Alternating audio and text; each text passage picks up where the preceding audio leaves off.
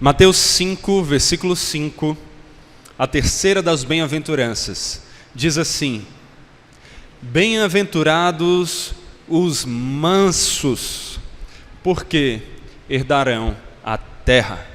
Bem-aventurados quem? Os mansos, porque herdarão a terra. Se você olhar com calma, talvez você perceba como aparentemente essa bem-aventurança é muito semelhante à primeira bem-aventurança. O que é que diz a primeira bem-aventurança? Bem-aventurados os pobres em espírito. Mas nós vimos, quando meditamos nesse texto, que ser pobre de espírito tem a ver com humildade. E o que significa ser manso? Nós veremos com mais profundidade que também tem a ver com humildade. Parecem coisas semelhantes. E na verdade, quando nós olhamos para algumas traduções, a depender da tradução que nós vemos, essa pequena confusão, entre aspas, pode se intensificar. Por quê? A depender da tradução que você usar, ao invés de pobres de espírito, você vai encontrar humildes de espírito como tradução da primeira bem-aventurança. É isso que nós encontramos em traduções como, por exemplo, a Almeida Revista Atualizada. E quando nós olhamos para a terceira bem-aventurança, essa que nós estamos vendo aqui, os mansos, na nossa tradução, na Nova Almeida Atualizada, a depender da tradução, como por exemplo é o caso da NVI e da Almeida século 21, nós encontramos bem-aventurados os humildes. Bem-aventurados os humildes. Ou seja, a depender da tradução que nós vemos, nós encontramos essas duas bem-aventuranças, a primeira e a terceira, falando do mesmo sujeito, dos humildes. Mas então, é exatamente a mesma mensagem que elas têm? Elas estão apenas se repetindo? Ou elas têm nuances diferentes? Como nós veremos, elas têm sim diferenças. Sim, elas falam sobre humildade, mas não humildade no mesmo sentido. A primeira bem-aventurança, os pobres em espírito, ou humildes de espírito, a depender da tradução, tem um significado de uma humildade mais vertical. Uma humildade que você tem em seu relacionamento com Deus, com o Deus exaltado.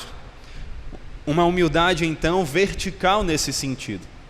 Já a terceira bem-aventurança, os mansos, ou os humildes, como nós estamos meditando agora no versículo 5 de Mateus 5, nós percebemos uma humildade um pouco diferente. Ela não é vertical, ela não é uma humildade, em primeiro lugar, direcionada ao relacionamento com Deus. Ela é horizontal. Ela é, primeiramente, uma humildade no nosso relacionamento com o próximo. No nosso relacionamento com o próximo.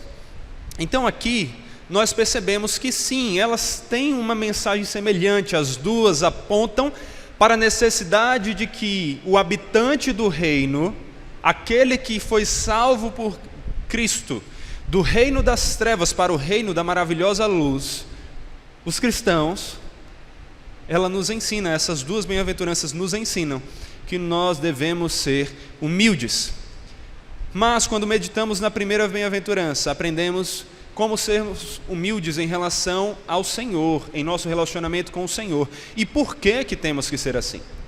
Hoje, nós meditaremos em como deve ser a nossa humildade em nosso relacionamento horizontal, em nosso relacionamento com o próximo, no seu relacionamento com cada uma das pessoas que está ao seu redor aqui e ao redor do mundo. É sobre essa humildade que nós vamos meditar aqui. Mas ser manso, ser humilde em relação ao próximo, talvez seja algo que possa ser mal interpretado. O que significa então ser manso? O que significa essa mansidão, essa humildade horizontal? Ela traz uma combinação de grandes virtudes, de grandes qualidades. Aponta, por exemplo, para alguém brando, alguém gentil, alguém calmo, paciente, tolerante. Essas são apenas algumas das virtudes que estão guardadas no significado dessa palavra manso. Além disso, alguém manso é alguém que não se tem em alta conta, que não se acha demais, que não pensa demais no que as pessoas pensam ao seu respeito, seja isso de bom ou de ruim. Ele não pensa tanto em si mesmo. Alguém manso é alguém que não se acha no direito de fazer exigências, de exigir nem mesmo respeito dos outros. Alguém manso é alguém que sabe reconhecer o seu local diante das pessoas à sua volta. Mas não confunda, ser manso não significa ser fraco, ser coitadinho, ser miserável. Sabe aquela pessoa que qualquer coisa que você diz, ela se dói, ela se apequena?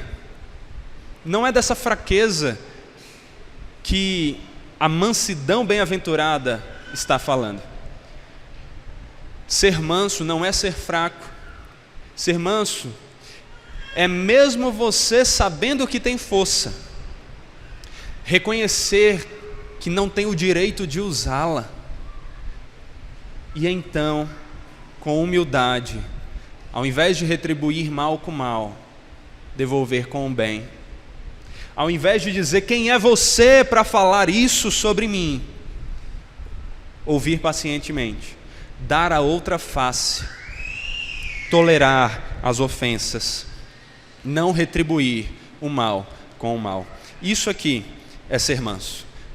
Ser manso, então, é ser capaz de respeitar e demonstrar gentileza mesmo com aquela pessoa que nos ofende, aquela pessoa que nos ataca de alguma maneira. Em resumo, isso é ser manso. Mas nós ainda meditaremos com mais profundidade em como essa mansidão acontece na prática. Só que antes disso, a gente precisa olhar para o restante do versículo e perceber o seu ensino em completude. Depois nos voltaremos para a mansidão no dia a dia. Como que nós podemos ser mansos no dia a dia? O que é que o versículo diz? Bem-aventurados os mansos, por quê? Porque herdarão a terra. Porque herdarão a terra. O que é herdar? Muitos hoje em dia brincam, né? Como é bom, como deve ser bom nascer herdeiro. Como deve ser bom ser herdeiro. Aquele que recebe de alguém, de um parente, algo que não era seu, mas foi dado de presente. De alguma maneira, todos nós aqui somos herdeiros. Herdeiros de nossos pais, herdeiros de algum parente. Talvez você não vá herdar muita coisa, muitos bens materiais. Talvez você herde até mais contas do que riquezas para usar. Talvez você não queira ser herdeiro nesse sentido. Mas herdar é algo importante. Não só para a atualidade, para toda a cultura. Não só a nossa, como para a cultura judaica, como para a cultura de vários povos. Herdar o que veio dos nossos pais, dos nossos parentes, é receber deles então um presente que eles conquistaram para nós, que eles conquistaram e que nos é dado de alguma maneira. Isso é herdar. E quando o texto fala aqui que nós somos herdeiros, ele está falando de herdar a maior de todas as riquezas, a maior de todas as bênçãos. Nós não estamos falando aqui que somos herdeiros de Deus, no sentido de que somos pequenos reis, somos príncipes, e portanto temos direito a tudo no mundo, a herdar as riquezas, a sermos ricos, bem-sucedidos, capas da Forbes. Não. O que nós herdamos aqui é algo muito melhor. Na verdade, temos que parar para perceber por que nós herdamos de Deus. Somos todos filhos de Deus? Todo ser humano é filho de Deus? Não importa o quanto as pessoas por aí queiram afirmar isso. Não, não são. Todas são criaturas de Deus. Mas de você ser criatura para ser filho, existe uma diferença muito grande. Ou você nunca teve um cachorrinho para ver a diferença entre o cachorrinho, uma criatura, cachorrinho, um gato, sei lá que animal de estimação você tem, até um jabuti, e o amor e a atenção que você dedica a um filho. Por mais que vivamos na geração dos pais de pet, e por favor pare com isso, não existe isso de pai de pet. Animal não é filho seu, ele é filho de outro animal, a menos que você esteja se chamando de animal também. O que nós percebemos é que todo ser humano é criatura, mas quem é filho de Deus? Nós temos um. Quem é o Filho de Deus? Jesus Cristo, o único, o unigênito Filho de Deus, o primeiro Filho de Deus. Mas, pela graça de Jesus Cristo, pela graça do Evangelho, em Cristo fomos adotados pelo Pai. O que a Escritura diz a esse respeito? Nós somos filhos de Deus por merecimento natural? Não, não é por nosso mérito, é por causa de Cristo. A palavra diz lá em João 1, 12 a 13: mas a todos quantos o receberam, deu-lhes o poder de serem feitos filhos de Deus, a saber, os que creem em seu nome. Quem é que é filho de Deus? Aqueles que creem em Cristo. Todo mundo crê em Cristo? Não. Inclusive tem muitos nas igrejas, e sempre se examine para que você não seja um deles, que diz: eu creio, mas vive como se não cresce.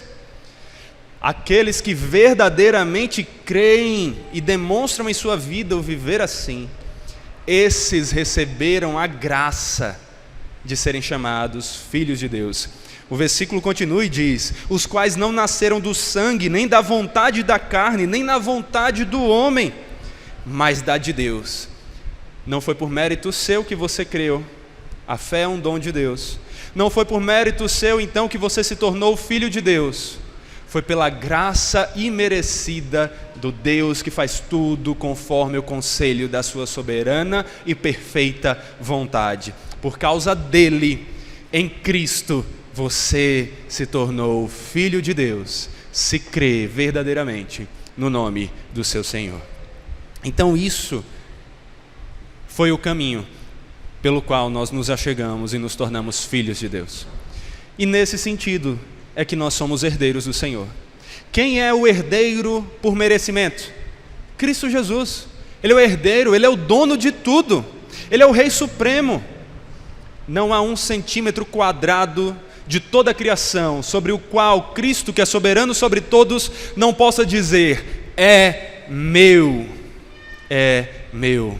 Essa é a famosa frase do Abraham Kuyper, mas que nada mais é do que um resumo do ensino das Escrituras. Esse é o nosso Senhor, mas Ele graciosamente se alegrou de compartilhar conosco. Ele pegou pecadores indignos, que mereciam a condenação, Ele deu a vida por eles, Ele os redimiu, Ele os purificou, e não somente isso, Ele nos trouxe para morar com Ele em sua casa, para que nós fôssemos adotados pelo seu perfeito Pai, o Pai Celeste. Se você está em Cristo, sim, você é filho de Deus, e você deve se alegrar nisso, mais do que em qualquer outra filiação, ou em qualquer outra bênção que possam lhe dizer ou pregar por aí. Então, você é filho de Deus, então você é um herdeiro do Senhor, não pelos seus méritos, mas pela graça do Senhor. E o que você vai herdar? Segundo o texto, os bem-aventurados, que são os mansos, herdarão a terra. A terra. Mas que terra é essa? Aqui nós temos uma referência à promessa feita a Abraão, muitos anos antes. Nós olhamos isso lá em Gênesis 12. Gênesis 12, versículo 1 diz: o Senhor disse a Abraão, que na época ainda era Abrão: saia da sua terra, da sua parentela e da casa do seu pai, e vá para a terra que eu lhe mostrarei. E no versículo 14 e 15 do capítulo 13, isso é mais expandido, e diz assim: o Senhor disse a Abrão, depois que Ló se separou dele: erga os olhos e olhe onde você está, de onde você está para o norte, para o sul, para o leste e para o oeste, porque toda essa terra que você está vendo, eu a darei a você e a sua descendência para sempre. Em um primeiro momento, essa promessa se referia à terra de Canaã, a terra que é o alvo de todas as esperanças, ou das esperanças mais manifestadas, quando o povo saiu do Egito, no Êxodo. Era por essa terra que eles ansiavam, eles falavam dessa terra em específico. Mas essa não era uma promessa que se restringia a essa terra. Assim como muitas profecias da Escritura, nós temos em um primeiro lugar um significado mais estrito e próximo ao tempo dos destinatários da profecia, mas um significado muito maior, expandido, mais rico e belo, que se desenvolveu ao longo do tempo e que é manifestado no progresso da revelação. Quando nós olhamos para o ensino de Paulo, nós vemos que a promessa feita a Abraão era muito mais do que a terra específica de Canaã, do que Jerusalém, do que Israel. Falava de uma terra muito maior. Quando nós olhamos para Romanos 4, versículo 13, abra comigo sua Bíblia, mas permaneça também com o texto de Mateus aí do lado. Vá para Romanos capítulo 4, versículo 13. Nós meditaremos um pouco nos versículos a seguir.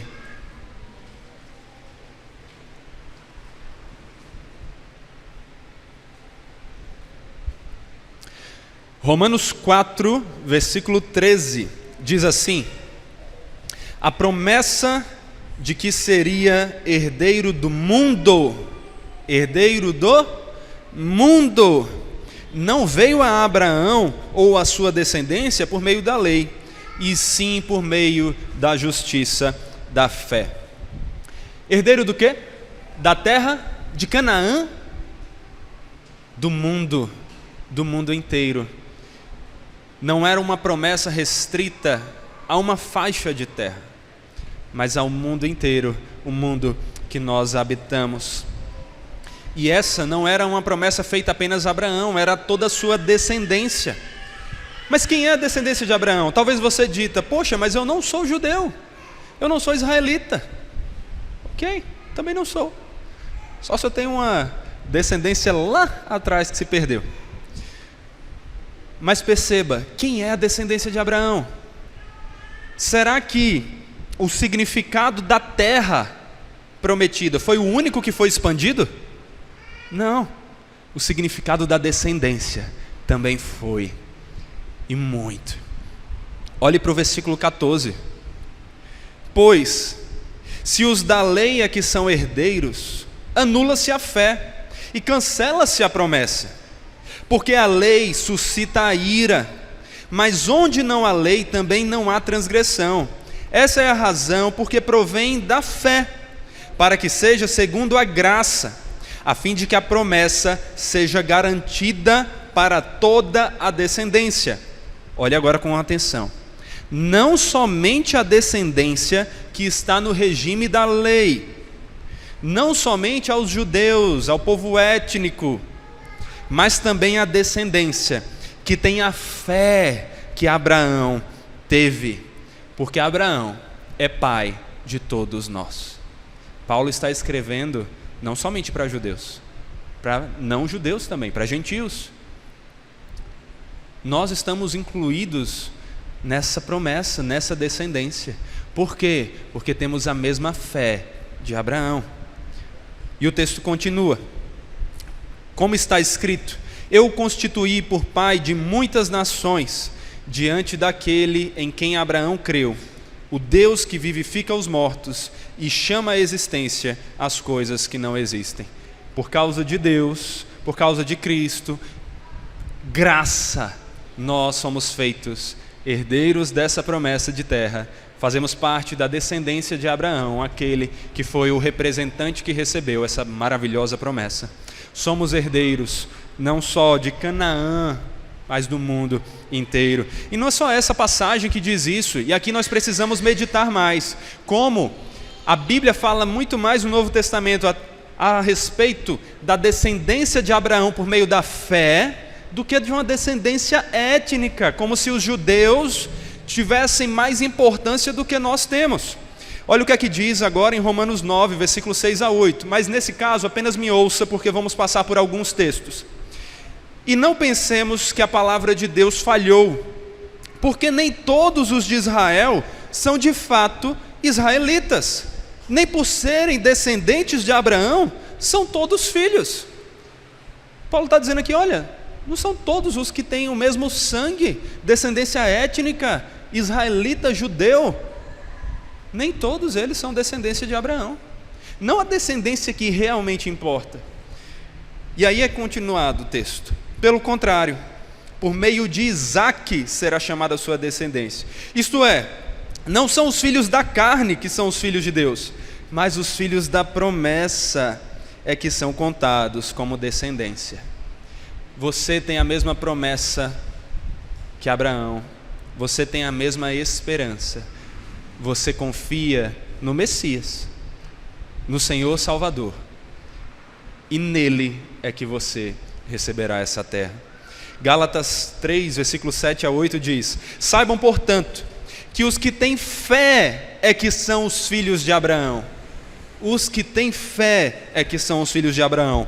Ora, tendo a Escritura previsto que Deus justificaria os gentios pela fé, preanunciou o Evangelho a Abraão, dizendo: em você serão abençoados todos os povos. Por causa do descendente de Abraão, Cristo Jesus, todos os descendentes de Abraão, pela fé, seus filhos na fé, esses são abençoados com a promessa da terra onde viveremos com o Senhor para sempre. Gálatas 3, 28 a 29, para encerrar, diz assim: assim sendo, não pode haver judeu, nem grego, nem escravo, nem liberto, nem homem, nem mulher, porque todos vocês são um em Cristo Jesus. E se vocês são de Cristo, são também descendentes de Abraão e herdeiros segundo a promessa. Você é de Cristo? Você é de Cristo? Então você é descendente de Abraão e você é herdeiro da promessa. Ou seja, meus irmãos, essa promessa é para nós. E todas essas bênçãos da promessa foram alcançadas para nós por meio de Cristo Jesus. Mas aqui talvez você questione: ora, eu mal tenho uma casa própria. Talvez você seja como eu aqui, nem tenha casa própria. Como é que eu sou herdeiro do mundo? E aí nós entendemos também, mais uma vez, mais progresso ainda da revelação. Porque essa terra e este mundo que nós temos a promessa de herdarmos, não é simplesmente esse mundo atual em que vivemos. O mundo caído, corrompido pelo pecado. Nós vemos a Escritura expandir o entendimento a respeito dessa terra prometida. E nós vemos isso lá em Hebreus 11, versículos 13 a 16. Diz assim: todos estes morreram na fé, os heróis da fé. Não obtiveram as promessas, mas viram-nas de longe e se alegraram com elas, confessando que eram estrangeiros e peregrinos na terra. Porque os que falam desse modo manifestam estar procurando uma pátria. E se na verdade se lembrassem daquela de onde saíram, teriam oportunidade de voltar. Mas agora desejam uma pátria superior, isto é, celestial. Por isso Deus não se envergonha deles, de ser chamado seu Deus, porque lhes preparou uma cidade. O que nós vemos aqui é que o mundo do qual nós somos herdeiros não é esse mundo corrompido, não é esta terra, não é essa pátria, é a pátria celestial, é a nova terra, são os novos céus e a nova terra. É disso que nós vamos herdar. Enquanto estamos aqui nesta vida, até Cristo voltar, nós somos herdeiros, mas somos herdeiros peregrinos, numa terra que não é nossa. Nós aguardamos que a promessa seja completamente cumprida. E é essa terra que nós aguardamos. A terra em que, juntos com o Rei soberano, o nosso irmão mais velho, governaremos para todo sempre em alegria e em paz. É dessa terra que nós somos herdeiros. Essa é a promessa da terra que já foi inaugurada por Cristo. Em algum sentido, já somos herdeiros dessa terra. Já reinamos com Cristo, estamos no reino dele. Os bem-aventurados não são esses, os habitantes do reino? Os cristãos, nós já fazemos parte do reino. Mas como meditamos nos últimos sermões, esse reino foi inaugurado. Ele já começou. E ele está onde atualmente? Não está do lado de fora, onde nós poderíamos apontar e dizer, lá está o reino, ou aqui está ele. Mas ele está dentro de nós, no nosso coração. E sobre ele, Cristo governa com amor e com soberana graça. Cristo já é o nosso Rei, o Rei da glória, o soberano dos soberanos. E ele reina sobre nós, ele reina em nosso coração. O reino já foi inaugurado, mas como vimos, o reino ainda não foi consumado. Haverá o dia em que Cristo virá para estabelecer de uma vez por todas o seu reino. E nesse dia, nesse grande dia, então herdaremos a terra, então herdaremos o mundo, porque aquele que vem do céu, junto com a nossa pátria, a nossa Jerusalém celestial, ele não vem apenas para pararmos ali no meio do caminho e reinarmos numa cidade pequena com ele. Ele vem com novos céus e nova terra para recriar a criação, para refazer o mundo corrompido, livrando ele de todo pecado, de toda mácula. E nessa nova criação, nesse novo céu e nessa nova terra, então reinaremos com o nosso Deus eternamente como herdeiros da promessa. É disso que o texto está falando. É dessa terra que nós temos como promessa. E os que são mansos são os que esperam pacientemente no Senhor pela consumação dessa promessa. Eles sabem que aquele que não é homem para que minta, nem filho do homem para que se arrependa, tendo prometido, o fará.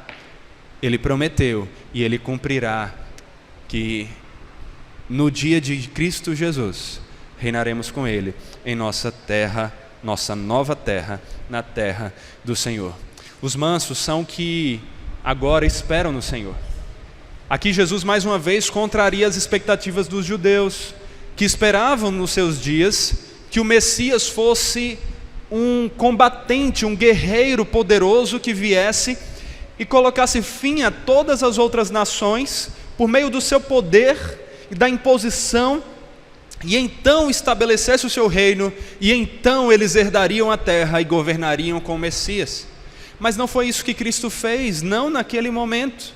Naquele momento ele veio para inaugurar o reino no coração, para transformar os habitantes do reino, enquanto lhes preparava a verdadeira terra.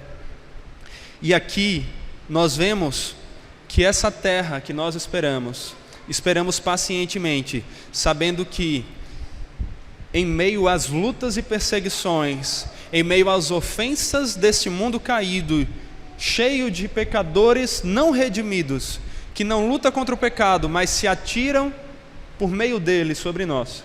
Nós esperamos com paciência, com mansidão, com tolerância, sabendo ouvir as ofensas, sem retrucar, sem revidar, esperando no Senhor. E em tudo isso nós vemos aqui um eco do Salmo 37. Salmo 37, versículos 7 a 11 diz assim: Descanse no Senhor e aguarde por ele com paciência. Não se aborreça com o sucesso de outros, nem com aqueles que maquinam o mal. Evite a ira e rejeite a fúria. Não se irrite, isso só leva ao mal. Pois os maus serão eliminados, mas os que esperam no Senhor receberão a terra por herança. Um pouco de tempo e os ímpios não mais existirão. Por mais que você os procure, não serão encontrados. Mas os mansos receberão a terra por herança e desfrutarão de pleno bem-estar. É esse ensino que Cristo ecoa aqui nessa bem-aventurança. E Ele nos mostra que assim vive o manso, não se irando, não devolvendo a ofensa, mas com paciência e mansidão, esperando no Deus que é justo, não tentando fazer vingança com as próprias mãos, mas deixando nas mãos do Deus que é o vingador e que porá justiça para governar e destruirá toda a arrogância dos injustos e dos ímpios. É nele que os mansos esperam. Cristo Jesus é o nosso maior modelo de mansidão até nisso. Ele foi aquele que se deixou humilhar, sabendo que o reino que ele governaria de maneira suprema não chegava naqueles dias, que ele traria em um outro local, em uma outra oportunidade. E é por isso que ele aguentou as ofensas. Nós vemos nas Escrituras, lá em Mateus 21, versículo 5, como Jesus cumpriu a profecia de Zacarias 9, versículo 9. 5 séculos antes. A profecia que apontava como chegaria o Messias. Cristo, quando estava chegando em Jerusalém, pouco antes de terminar o seu ministério entre nós, veio montado num jumentinho. E então, Mateus nos lembra que ele cumpriu o que Zacarias disse: alegre-se muito, ó filha de Sião, exulte, ó filha de Jerusalém, eis que o seu rei vem até você, justo e salvador, humilde, montado em jumento, num jumentinho cria de jumenta. O nosso Senhor foi o primeiro a dar o exemplo. Ele era o Rei Todo-Poderoso, aquele que não era fraco, aquele que tinha poder para destruir todos com um piscar de seus olhos. Mas ser manso não é ser fraco, é reconhecer que mesmo você tendo força, você não vai usá-la. Cristo não usou da sua força naquele momento. Ele demonstrou misericórdia, ele demonstrou graça, ele foi manso. E aí nós olhamos para a profecia talvez que manifeste isso de maneira mais bela. Olhamos para Isaías 53 e como Jesus cumpriu essa profecia. Abra comigo sua Bíblia em Isaías 53.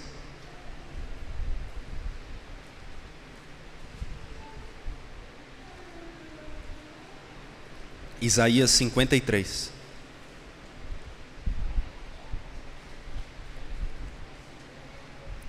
Diz assim a palavra: e observe como ela se cumpre em Cristo. Lembre do Cristo que você viu narrado nas Escrituras, o Cristo que você já ouviu ser pregado, e olhe como essa profecia, feita 7 séculos antes, se cumpre perfeitamente nele. Quem creu em nossa pregação? E a quem foi revelado o braço do Senhor? Porque foi subindo como um renovo diante dele, e como raiz de uma terra seca. Não tinha boa aparência, nem formosura. Olhamos para ele, mas não havia nenhuma beleza que nos agradasse. Era desprezado e o mais rejeitado entre os homens. Homem de dores e que sabe o que é padecer. E como um de quem os homens escondem o rosto. Era desprezado e dele não fizemos caso. Certamente ele tomou sobre si as nossas enfermidades e as nossas dores levou sobre si, e nós o considerávamos como aflito, ferido de Deus e oprimido. Mas ele foi transpassado por causa das nossas transgressões, e esmagado por causa das nossas iniquidades. O castigo que nos traz paz estava sobre ele, e pelas suas feridas fomos sarados.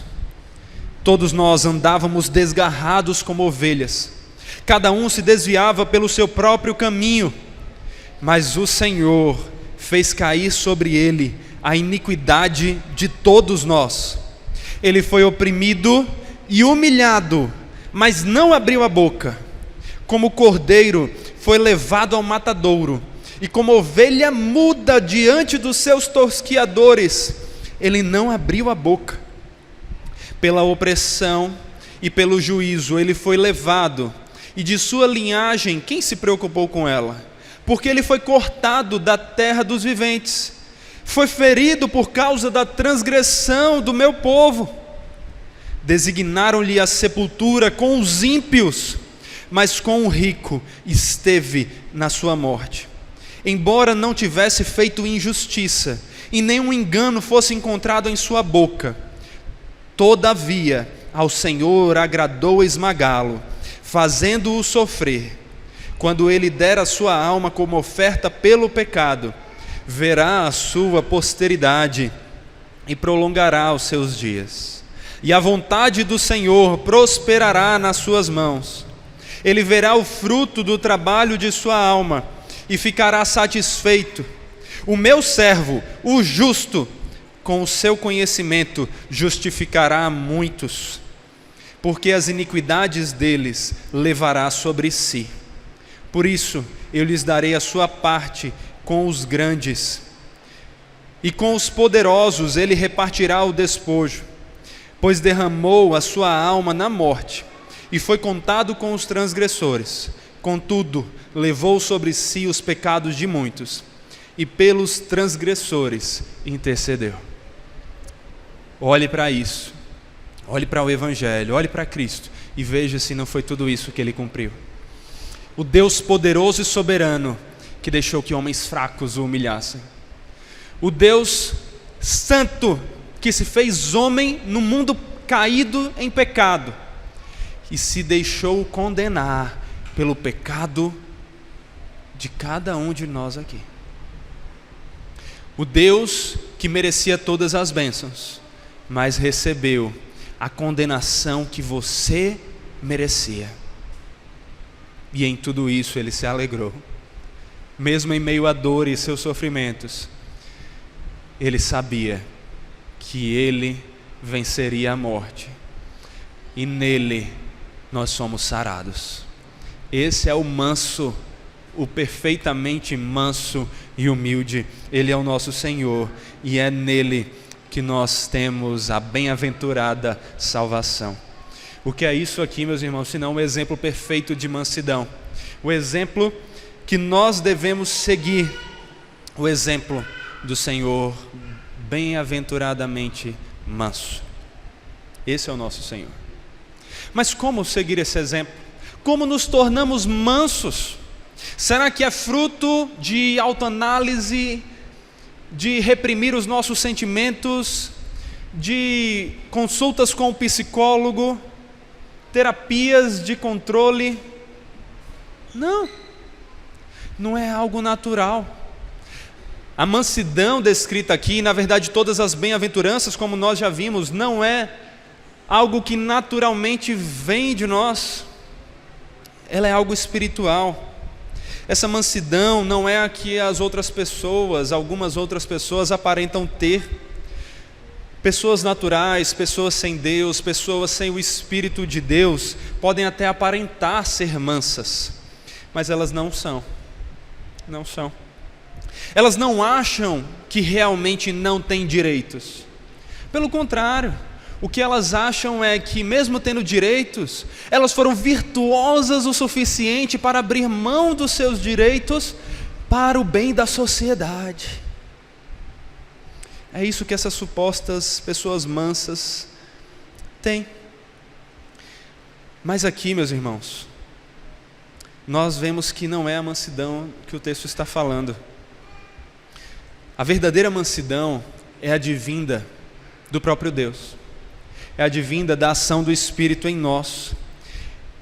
Ela vem da convicção dos que foram salvos pelo Senhor, de que a única coisa que eles mereciam era a condenação que eles não receberam. Mas o que eles receberam foi a graça do perdão e da salvação. Esses então são mansos, porque são capacitados pelo Senhor a reconhecer que eles não merecem nada, que eles não têm direitos para exigir, que eles não têm que cantar restitui, eu quero de volta o que é meu, porque a única coisa que eles merecem é a condenação. Esses são os mansos.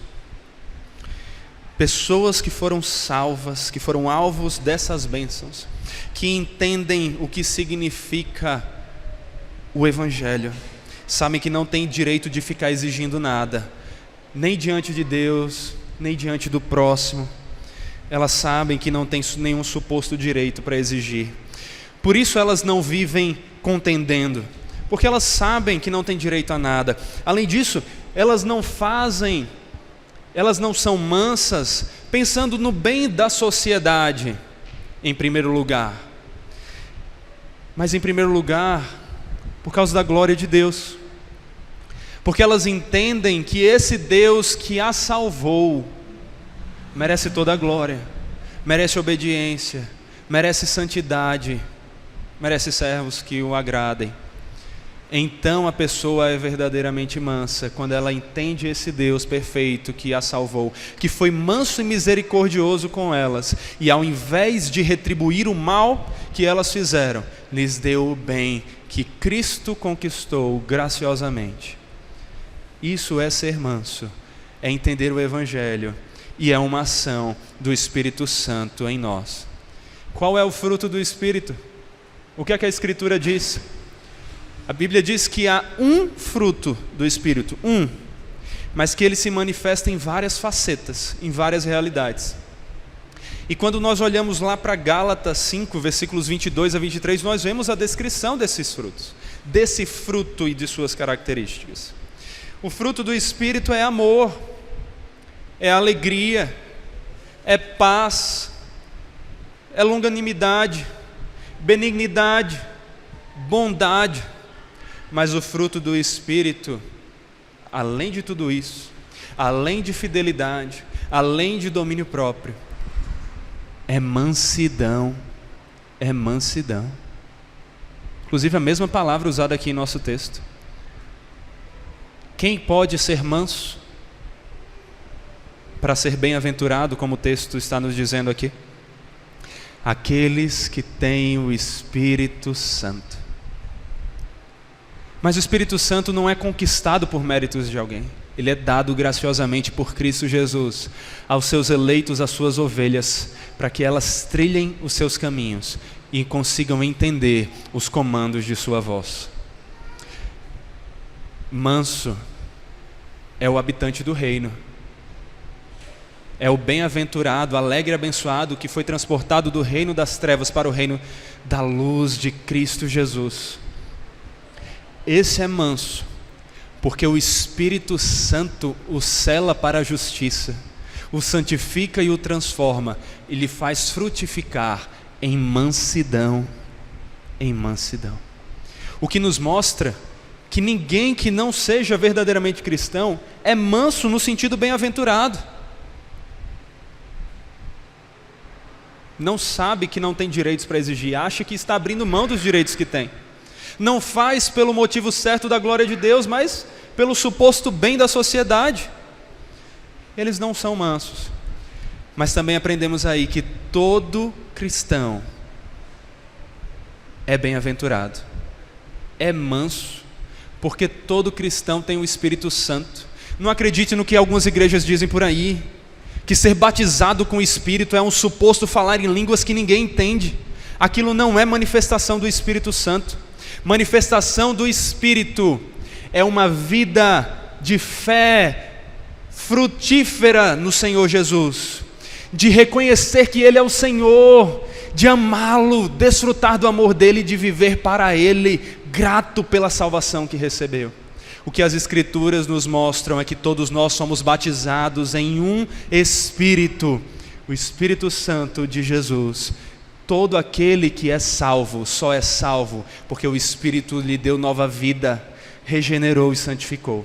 Se você é cristão, você tem o Espírito Santo, o que significa então que você tem que ser manso, porque a mansidão é fruto do Espírito Santo em nós.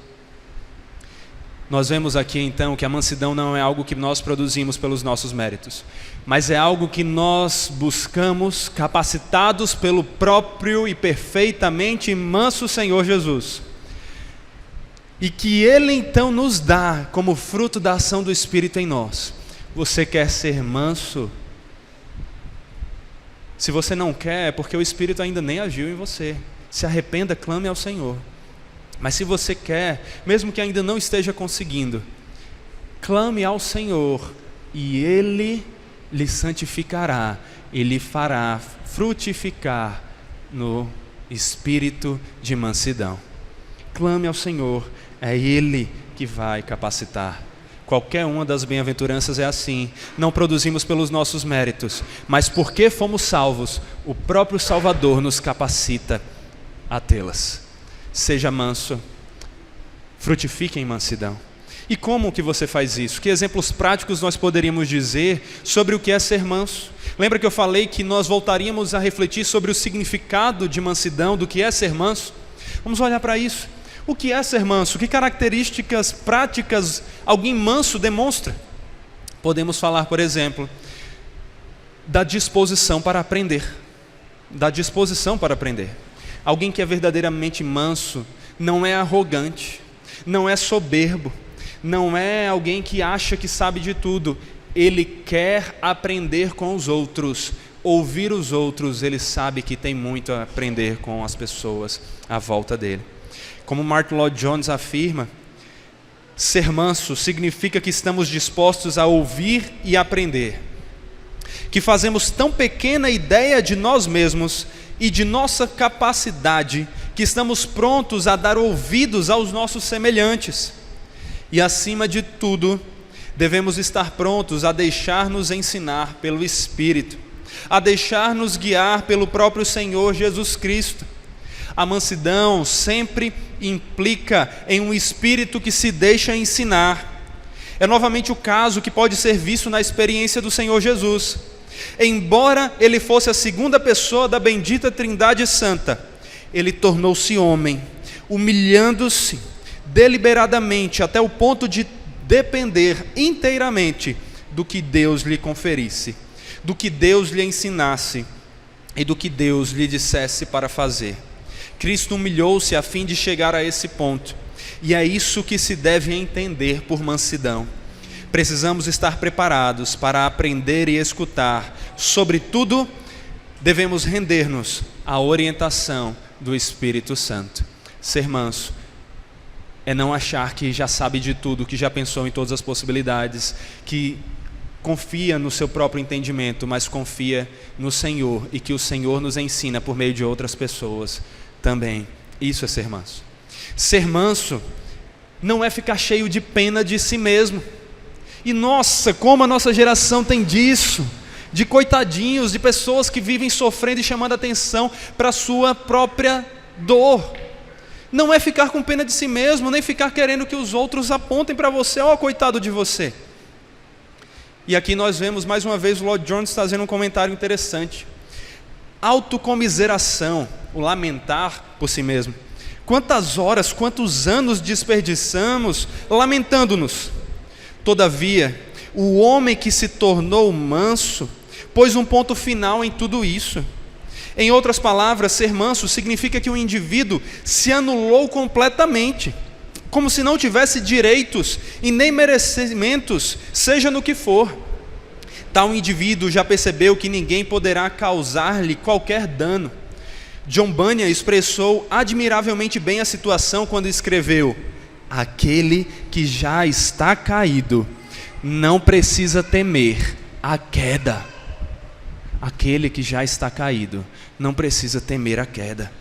Quando alguém vê verdadeiramente a si mesmo, sabe que ninguém pode dizer algo a seu respeito que seja exageradamente mal. Não precisa preocupar-se com o que os outros digam ou façam, porque sabem que merecem tudo isso. Assim são os mansos, sabem que merecem tudo isso e ainda mais. Uma vez mais, por conseguinte, desejo definir a mansidão nos seguintes termos: o indivíduo que é verdadeiramente manso é aquele que se admira de que Deus e os homens possam pensar dele tão bem quanto pensam, tratando-o tão bem quanto o tratam. Isso, ao que me parece, é a qualidade essencial do indivíduo que é manso. Ele não fica se lamentando, ele não fica dizendo, poxa, estão falando mal de mim. Ele diz, eu mereci algo muito pior. Ele não se surpreende quando alguém o critica, ele se surpreende quando alguém o elogia. Isso é a mansidão. Ainda podemos ver a mansidão para a sua vida prática como a ação de não retribuir a ofensa. E aqui Pedro tem muito a nos ensinar em sua palavra. Olha só, eu quero que você vá comigo para 1 Pedro capítulo 2, versículos 18 a 23. Capítulo 2 de 1 Pedro, versículo 18. Abra aí sua Bíblia para que meditemos nisso.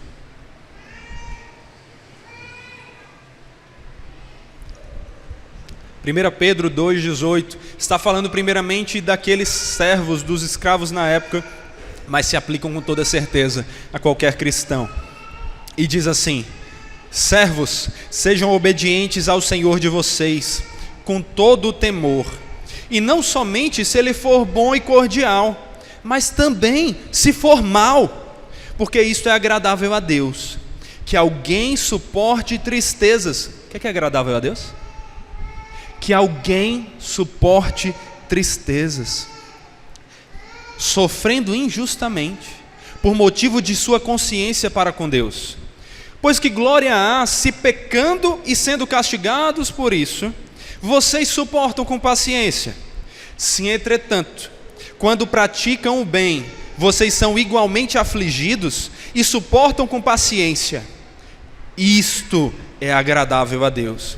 Porque para isto mesmo que vocês foram chamados, pois também Cristo sofreu no lugar de vocês, deixando exemplo para que vocês sigam os seus passos. Ele não cometeu pecado, nem foi encontrado engano em sua boca. Pois ele, quando insultado, não revidava com insultos. Quando maltratado, não fazia ameaças, mas se entregava àquele que julga retamente.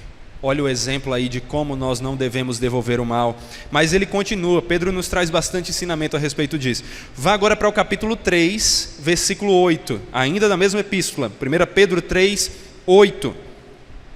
Diz assim o texto: finalmente, tenham todos o mesmo modo de pensar, sejam compassivos, fraternalmente amigos, misericordiosos, humildes, não paguem mal com mal, nem ofensa com ofensa.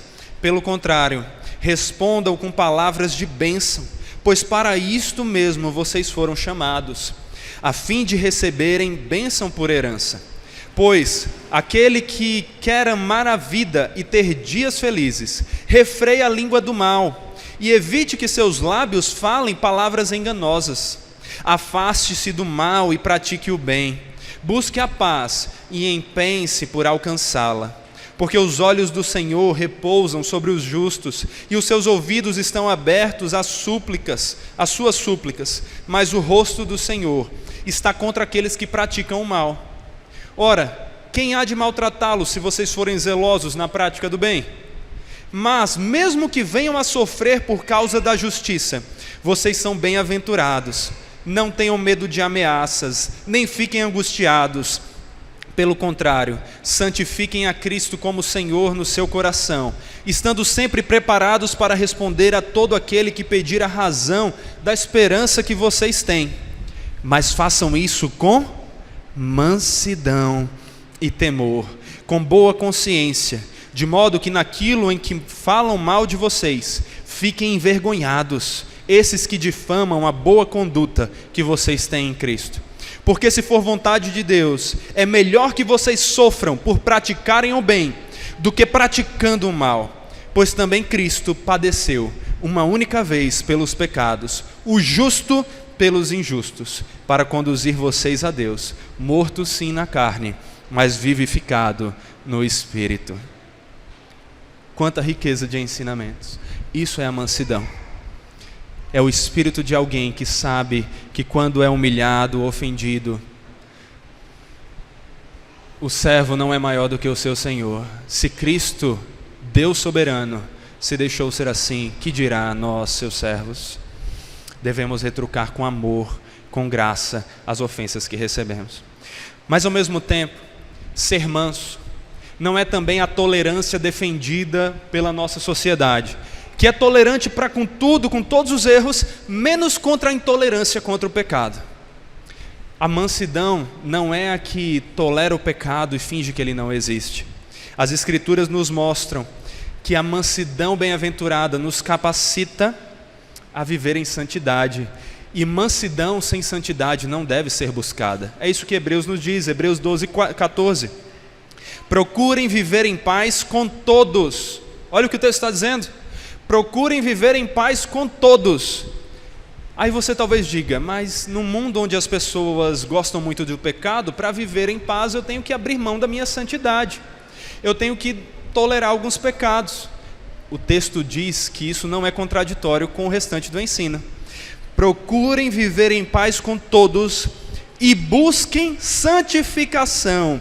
A santificação sem a qual ninguém verá o Senhor. A mansidão não é a tolerância contra o pecado, não é a tolerância que finge que o pecado não está acontecendo e abre mão da santidade. É uma tolerância em santidade, ainda assim valorizando aquele que é o atributo pelo qual nós vemos ao Senhor, a santidade. E aqui, meus irmãos, eu não tenho como deixar de lembrar da frase de Lutero: a verdade sempre, a paz, se possível. Em meio à nossa sociedade, anuncie sempre a verdade. Faça isso, diga a razão da sua fé, como nós acabamos de ouvir Pedro nos ensinar, com mansidão, com brandura, com amor, com paciência. Mas não se cale diante do pecado, a verdade sempre. A paz, se possível.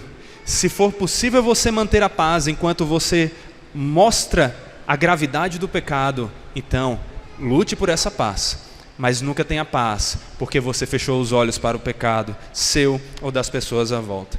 Essa verdadeira mansidão, e aqui mais um ensino dela, ela nos capacita a corrigir e a repreender as pessoas à nossa volta que estão em pecado, sem cairmos em arrogância. Cristo fez isso. Cristo é o manso, mas ele corrigiu e demonstrou a gravidade do pecado das pessoas à sua volta. E é isso que, como cristãos, somos chamados a fazer. Gálatas 6, versículos 1 a 2 diz: irmãos, se alguém for surpreendido em alguma falta, vocês que são espirituais, restaurem essa pessoa com o espírito de brandura. Brandura aqui é a mesma palavra para mansidão no nosso texto. E que cada um tenha cuidado para que não seja também tentado.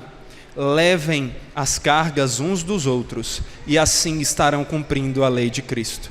Quando você vê seu irmão pecar, não seja manso tolerando o pecado, seja manso corrigindo com amor e paciência, mas pensando na glória de Deus acima de tudo e mostrando que aquele caminho não é bom. O manso é aquele que mostra quando alguém está se lançando no precipício, ao invés de ser delicado e gentil e deixar ele acabar com a própria vida sozinho.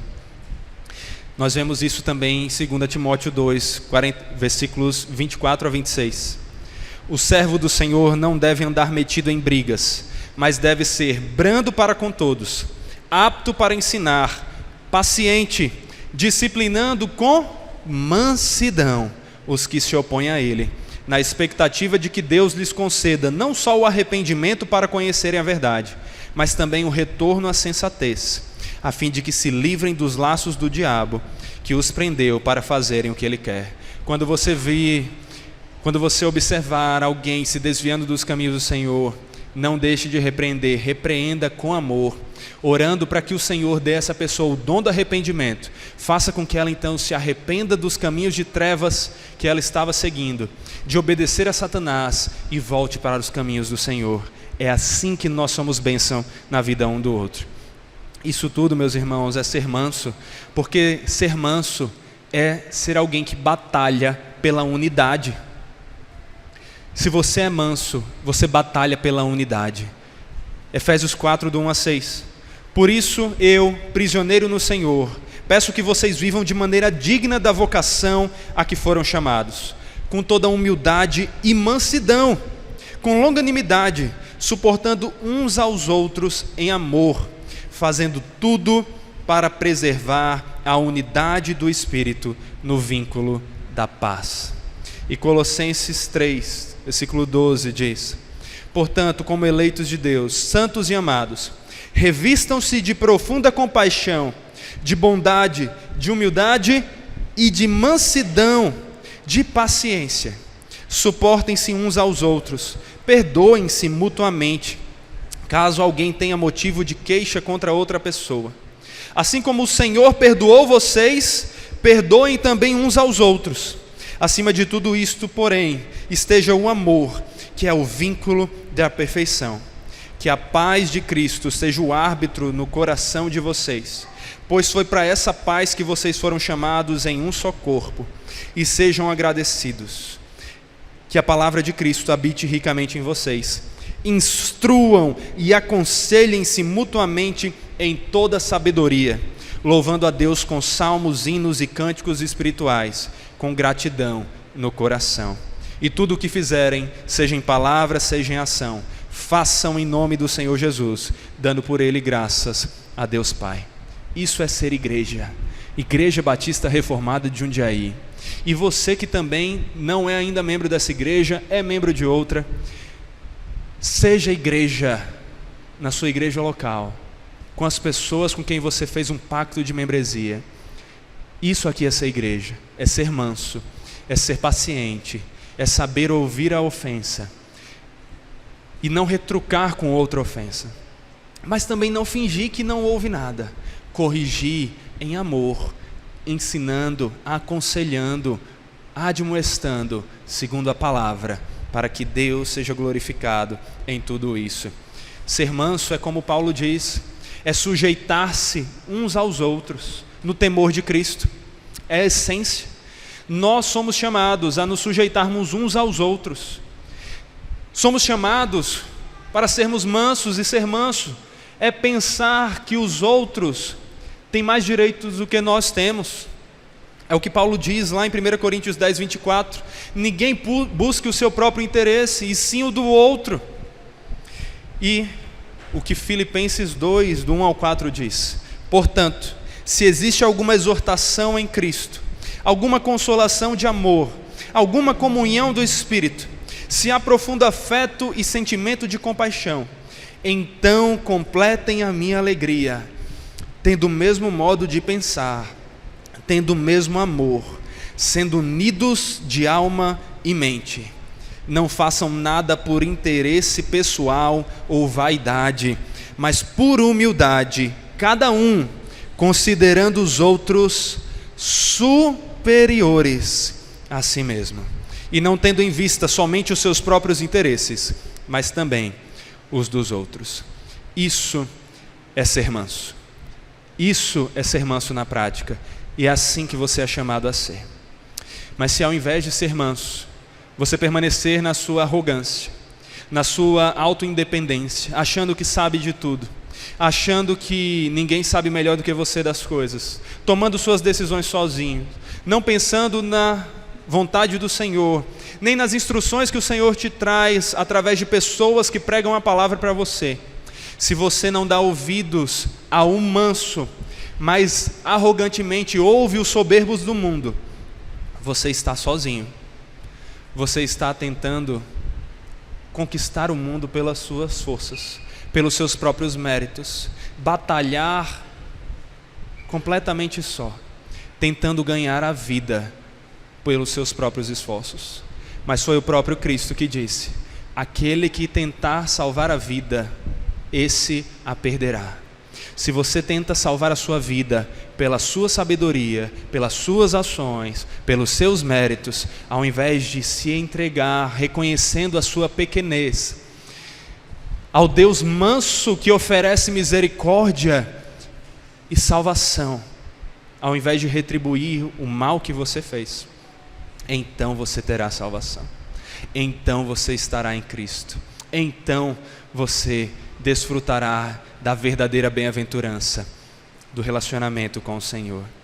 É por isso que o próprio Jesus diz: venham a mim, todos vocês que estão cansados e sobrecarregados, e eu os aliviarei.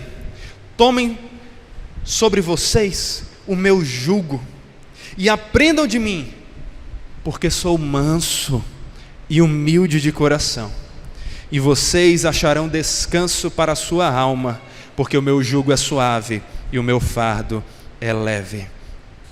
Esse é o Senhor que você quer para a sua vida. Se Ele ainda não é o seu Senhor, hoje é o dia em que, por meio da palavra, Ele te chama ao arrependimento. Se arrependa.